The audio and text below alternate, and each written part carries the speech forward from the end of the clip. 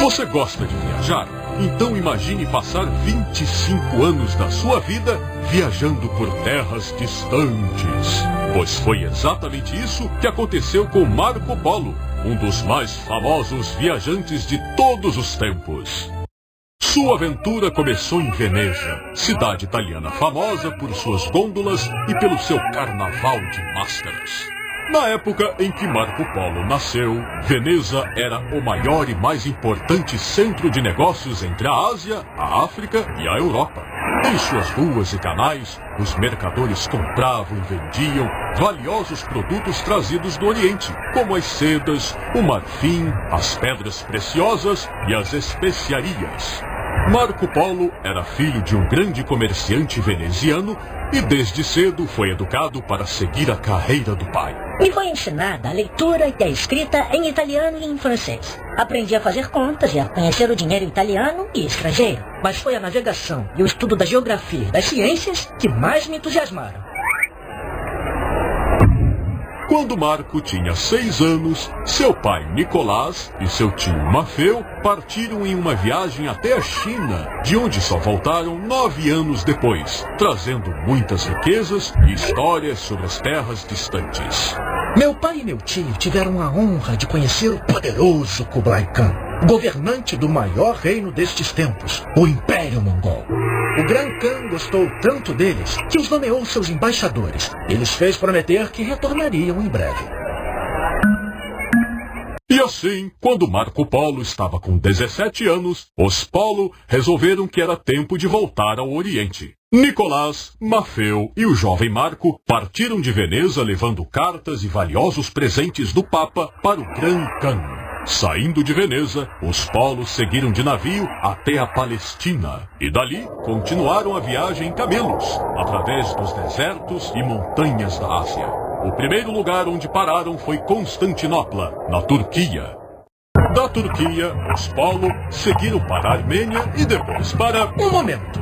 É preciso que eu lhes diga que há na Armênia uma fonte de onde jorra certo azeite em abundância, que não é comestível, mas combustível. Negro e pegajoso, muito usado para untar os camelos e evitar que tenham furúnculos. Oh, sim! Até hoje os homens vêm de longe em busca deste azeite, também conhecido como... petróleo.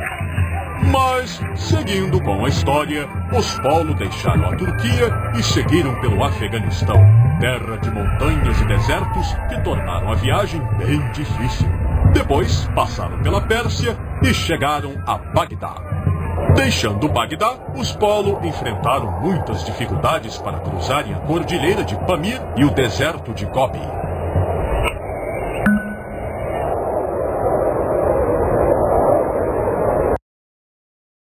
Depois de 4 anos de viagem, os Polo finalmente chegaram na China, onde foram calorosamente recebidos pelo Gran Khan. O imperador ficou muito impressionado com o jovem Marco, que sabia falar 4 línguas. Era muito observador e um excelente contador de histórias. Marco foi nomeado emissário do imperador, começou a viajar e logo se tornou o oficial preferido do Gran Khan. A China, chamada na época de Katai, era um imenso império, muito mais rico que a Europa, e Marco ficou maravilhado com tudo que viu. Os habitantes de Katai bebem um vinho preparado com arroz fermentado e especiarias. Eles o fazem de tal maneira que este é com certeza o melhor vinho do mundo. Garçom, sirva mais saquê, por favor. Ah, e me dê a receita desta comida deliciosa. Como vocês chamam mesmo? Macarrão. Delicioso. Agora vou querer um banho quente. Aqui existem umas pedras negras que saem das montanhas e que queimam como se fossem tocos de madeira. Mais carvão, senhor? Cambaluque, que hoje é a cidade de Pequim, já era grande, rica e muito desenvolvida. Ali, Marco aprendeu muitas coisas novas que mais tarde seriam muito importantes para o desenvolvimento europeu. Como o papel moeda e o sistema de correios. Marco Polo cada vez mais caía nas graças do Gran Khan e algum tempo depois foi designado governador de um de seus reinos por 3 anos. Durante o tempo que Marco Polo permaneceu na China, realizou viagens por todo o Oriente. Na Sibéria, existem regiões onde o gelo e a lama são tão espessos que o povo de lá usa trenós puxados por cães para se transportar. Marco Polo viajou também para a Índia, onde ficou muito impressionado com a cultura hindu. Aqui faz um calor insuportável. Por isso os homens andam praticamente nus e se lavam diariamente, o corpo inteiro, pela manhã e à noite. Eles adoram vários deuses, e alguns adoram o boi. Não o matam, nem comem a sua carne. Na cidade indiana de Malabar, na costa de Malabar, Marco ficou maravilhado com a criação de pérolas. Aqui se colhem as pérolas. Os encantadores enfeitiçam os peixes para que não façam mal aos mergulhadores que recolhem do fundo do mar umas conchas grandes chamadas ostras. Dentro dessas conchas se encontram as pérolas. Verdade verdadeira. Certas pessoas da época diziam que Marco Polo inventava muitas das coisas que dizia ter visto. Na verdade, muitas vezes eu não sabia como descrever as tantas maravilhas que vi e que não existiam nem se pareciam com nada da vida na Europa. Foi na Índia, por exemplo, que Marco Polo conhecia um animal terrível que lhe causou muito medo. Uma espécie de cobra. Serpentes com mais de 10 passos de comprimento e grossas como um feixe de trigo. Tem 2 pernas dianteiras perto da cabeça, com unhas iguais às dos leões e falcões. A cabeça é enorme, com olhos do tamanho de um pão. E sua boca é tão grande que engoliria um homem inteiro de uma só vez. Como vocês já devem ter percebido, Marco Polo sempre gostou de uma boa história. Por isso, não contava apenas aquilo que havia visto, mas repetia também algumas histórias que escutava pelo caminho. Há tantos leões que ninguém pode dormir ao ar livre porque seria devorado. E quando os homens vão pelo rio e não se afastam bem da margem, o leão pula na água e nada até o barco, pega o homem e o leva para sua toca. Marco Polo também esteve em terras muito distantes, como o Japão, a Tailândia, a Malásia, as ilhas da Indonésia e as ilhas africanas de Zanzibar e Madagascar.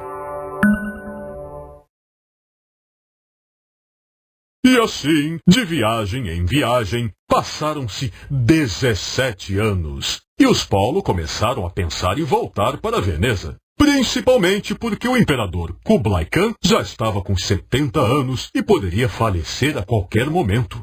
Muito relutante, o velho imperador nos deixou partir, desde que como última missão, escoltássemos a princesa Cocatim até a Pérsia, onde se casaria. Os Polo deixaram a China, viajando por mar durante 2 anos. E, quando finalmente chegaram à Pérsia, souberam que Kublai Khan havia falecido. Eles só conseguiram continuar a viagem com segurança devido ao passaporte de ouro que o Gran Khan havia lhes dado. Os Polo chegaram a Veneza no ano de 1295. Eles haviam estado fora por 24 anos. Tinham conhecido o Império Mongol, o grande Kublai Khan e tinham muito para contar aos seus companheiros europeus, mas ninguém acreditava neles. Ninguém sequer reconheceu os 3 viajantes. Os Polo tiveram de oferecer um grande banquete, onde Marco Polo usou de toda a sua arte de contador de histórias para relatar um pouco de tudo que havia visto e tentar convencer seus parentes de que eles não haviam morrido na viagem. Como ninguém jamais ouvira falar das tais coisas que Marco dizia ter visto, muitos pensaram que a longa jornada o havia deixado um maluco. Mas, como os Polo haviam trazido uma enorme fortuna do Oriente, acabaram sendo aceitos pela sociedade veneziana e se tornaram importantes conselheiros militares, pois Veneza e Gênova estavam em guerra.